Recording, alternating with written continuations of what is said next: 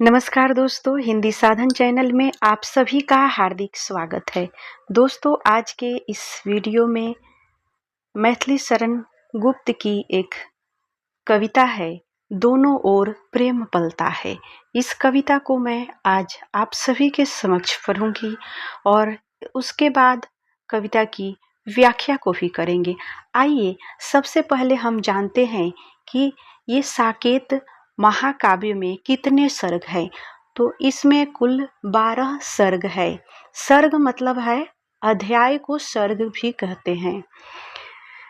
इस कविता में महाकवि मैथिली शरण गुप्त ने जब श्री राम वनवास का आदेश लेकर अयोध्या से जाते हैं और श्री राम के साथ लक्ष्मण भी जाते हैं, लेकिन वन में उनकी पत्नी राजवधू उर्मिला वन नहीं जाती है।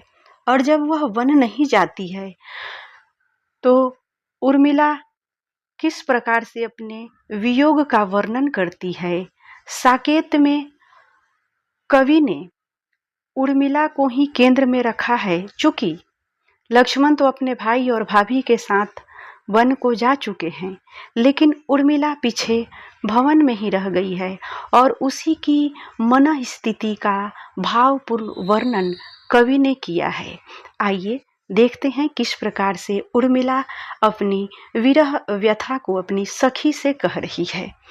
उर्मिला कहती है, दोनों ओर प्रेम पलता है, सखी पतंग भी जलता है, हाँ दीपक भी जलता है।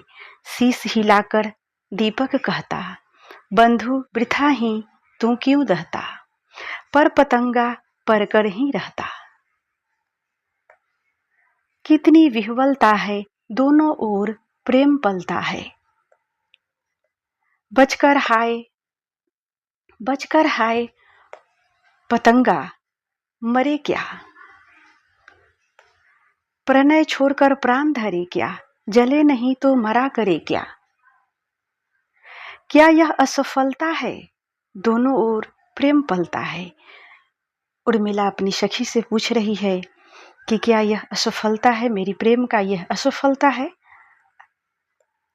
आगे की पंक्ति है, कहता है पतंगा मन मारे, तुम महान हो मैं लघु पर प्यारे, क्या न मरण भी हाथ हमारे। शरण किससे छलता है, दोनों ओर प्रेम पलता है। दीपक के जलने में आली, फिर भी है जीवन की लाली, किंतु पतंग भाग लिपि काली। किसका वश चलता है, दोनों ओर प्रेम पलता है। जगती वानिग वृत्ति है रखती, उसे चाहती जिसे चखती, काम नहीं परिणाम निरखती, मुझको ही खलता है, दोनों ओर प्रेम पलता है। इस प्रकार से यह काव्य पंक्ति पूर्ण हुई।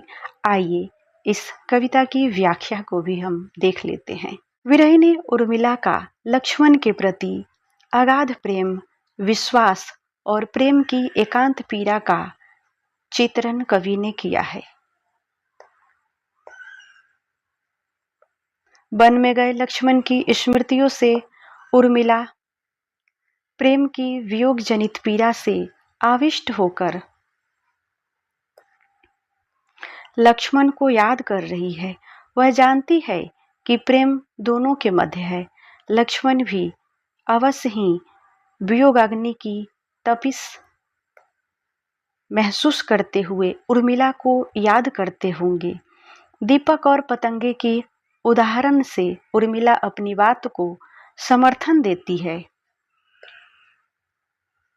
यदि पतंगा जलता है तो दीपक भी तो जलता है।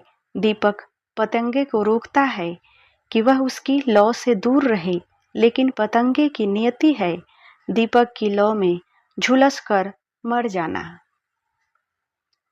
पतंगे की विवशता है कि वह दीपक से दूर नहीं रह सकता। पतंगा अपनी जान बचाकर भी क्या करेगा, क्योंकि इस जान बचाने के क्रम में वह अपने प्रेम से दूर हो जाएगा। आखिर मरने के अलावा उसके पास विकल्प ही क्या है? क्या यह उसकी असफलता है कि वह प्रेम के लिए सर्वस्व न्यौछावर कर देता है? पतंगा दीपक को महान और स्वयं को शूद्र बताता है। शूद्र के लिए अपनी जान दे देना भी उसके हाथ में नहीं है। आश्रय तो एक प्रकार से छलना है, भ्रम है। पतंगे को इस बात का भी अफसोस है कि दीपक के जलने को भी शुभता के प्रतीक के रूप में देखा जाता है, जबकि पतंगे का जलना दूषित रूप में दर्शाया जाता है। इनके भाग्य की लिपि किस कदर काली है, यह सोचकर पतंगा दुखी होता है। उर्मिला के माध्यम से कविता की अंतिम पंक्ति में कवि ने संसार की स्वार्थ वृत्ति पर चोट की है। पतंगा और दीपक दोनों जलते हैं। संसार दीपक के बलिदान को याद करता है, क्योंकि उससे संसार को लाभ होता है।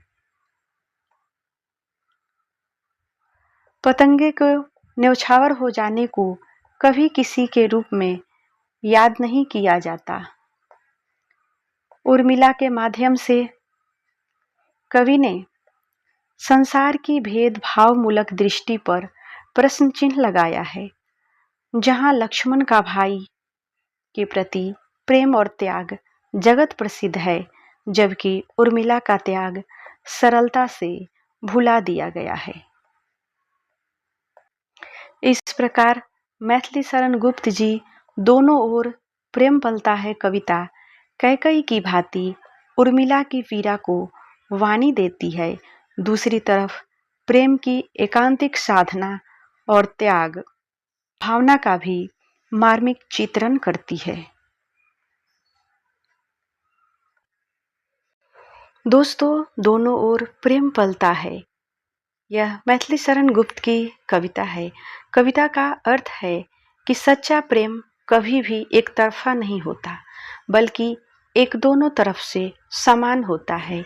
यह दोनों तरह से समान होता है और सामान्य रूप से विकसित होता है, ठीक उसी तरह से जैसे एक दीपक और पतंगे के बीच में होता है।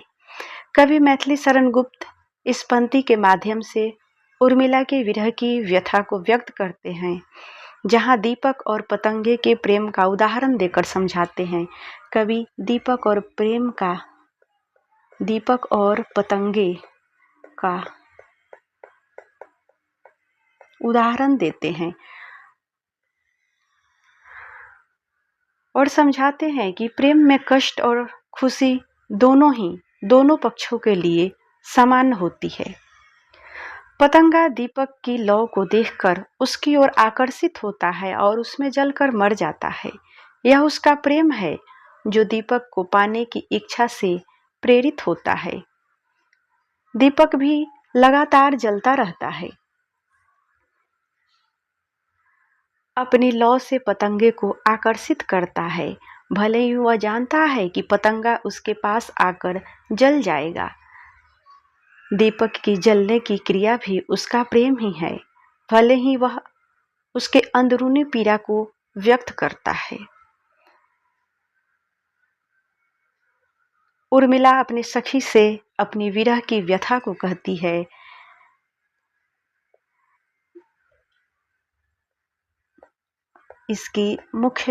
इस महाकाव्य की मुख्य नायिका उर्मिला है और यह अपनी सखी से कहती है कि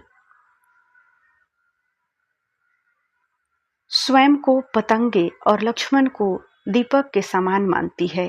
यहाँ पतंगा कौन है? उर्मिला है और लक्ष्मण को दीपक कहती है, दीपक के समान मानती है। और ये कहती है कि पतंगा दीपक की चाह में मरता है और दीपक भी अपनी ज्वाला में निरंतर जलता रहता है। यह दोनों तरफ के प्रेम का प्रतीक है, जो एक दूसरे के लिए दुख झेलते हुए भी पनपता रहता है। इस प्रकार कवि यह स्पष्ट करना चाहते हैं कि प्रेम हमेशा द्विपक्षीय होता है। एक व्यक्ति को प्रेम मिलता है तो दूसरा भी उससे प्रेम करता है और इस प्रेम में दोनों ही व्यक्ति किसी न किसी रूप में कष्ट और सुख का अनुभव करते हैं। तो आज के इस वीडियो में इतना ही। मिलते हैं इसके बाद अगले वीडियो में किसी अगले कविता के साथ। वीडियो देखने के लिए आप सभी को बहुत बहुत धन्यवाद। वीडियो आपको कैसा लगा हमें अपने कमेंट ज़रूर बताइएगा और कविता से संबंधित अन्य सारी भी प्लेलिस्ट में वीडियो इसके बने हुए हैं। अगर आप यूजीसी नेट की तैयारी कर रहे हैं तो यूजीसी नेट के प्लेलिस्ट देख सकते हैं। अगर स्टेट की तैयारी कर रहे हैं या टीजीटी पीजीटी की तैयारी कर रहे हैं तो उसके लिए भी सबका अलग अलग प्लेलिस्ट बना हुआ है, वहाँ से जाकर आप देख सकते हैं। प्रीवियस ईयर क्वेश्चन का भी प्लेलिस्ट बना है, वहाँ आपको जितने भी परीक्षा उपयोगी क्वेश्चन है वो देखने के मिलेगा और प्रीवियस ईयर क्वेश्चन भी वहाँ पर है। अन्य हिंदी साहित्य के उपयोगी प्रश्न भी है, व्याकरण के भी है। तो हमारे चैनल पे अगर नए हैं तो चैनल को सब्सक्राइब जरूर कर ले। वीडियो को लाइक अगर अभी तक नहीं किए हैं तो लाइक भी जरूर कर दे। मिलते हैं अगले वीडियो में।